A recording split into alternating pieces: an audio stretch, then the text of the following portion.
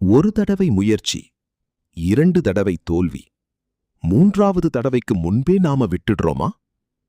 ரவி ஒரு சாதாரண சைக்கிள் கடையில் வேலை பார்த்தவன். நேர்மை அவன் அடையாளம். யாரையும் ஏமாற்ற மாட்டான். ஆனா அவன் ஒரு பலவீனம் இருந்தது. யாராவது தவறாக நடந்தால் அவன் உடனே கோபப்படுவான். அவன் சம்பாதிப்பதால்தான் அவன் குடும்பம் ஓடிக்கொண்டிருந்தது. ஒரு நாள் கடையில் இருந்த பணம் மாயமானது. சந்தேகம் நேராக ரவியின் மேல் விழுந்தது. அவன் சொல்ல வாய்ப்பே தராமல், நீ வேலைக்கு வரவேண்டாம்னு கடை உரிமையாளர் அவனை வெளியேற்றினார்.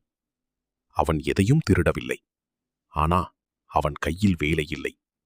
வீடு, குடும்பம், பொறுப்பு, என்ன செய்யணும் என்று தெரியாமல் அவன் அங்கேயே நின்றான். அந்த நேரத்தில் ஒரு முதியவர் அவனிடம் வந்தார். பசிக்குதுப்பா, ஒரு டீ வாங்கி கொடுப்பியா? அவன் கையில் இருந்த கடைசி சில்லறை காசுகளை எடுத்து ஒரு டீ வாங்கி கொடுத்தான். அந்த டீயை குடித்துவிட்டு அவன் முகத்தை கவனித்த அந்த முதியவர் கேட்டார், என்னப்பா ஆச்சு? அவன் நடந்ததை எல்லாம் சொல்லிவிட்டான். அதற்கு அந்த முதியவர் சொன்னார், நான் ஒரு யோசனை சொல்றேன். நீ ஏன் தனியாக உன் தொழிலை தொடங்கக்கூடாது? அவன் உடனே சொன்னான், என்னிடம் அவ்வளவு முதலீடு இல்லை ஐயா. அதற்கு அந்த முதியவர் சிரித்தபடி சொன்னார், பணம் மட்டும் முதலீடு இல்ல தம்பி, உன் உழைப்புதான் உன்னுடைய முதலீடு. கட்டிடத்தில் போட்டால்தான் கடைன்னு அர்த்தம் இல்லை. நான் ஒரு யோசனை சொல்றேன், கேள். மரத்தடியில் கடையை போடு. நீ முயற்சி செய்து பார். நீ நன்றாக வருவாய் என்று ஆசீர்வாதம் செய்து சென்றார்.